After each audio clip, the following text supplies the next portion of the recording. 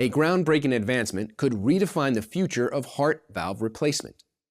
Loma Linda University Children's Hospital has achieved a historic milestone, performing Southern California's first pediatric partial heart transplant, an innovative procedure with the potential to revolutionize cardiac care. The 15-hour surgery was performed on 12-year-old Ymiliano Hernandez, who was born with a rare congenital heart defect. The procedure replaced his damaged valves with living tissue from a donor's heart, allowing his heart to function normally.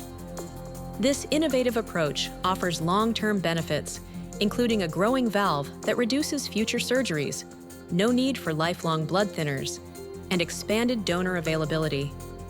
The surgery was made possible by the generosity of the donor family and the support of One Legacy, Southern California's organ, eye, and tissue recovery organization.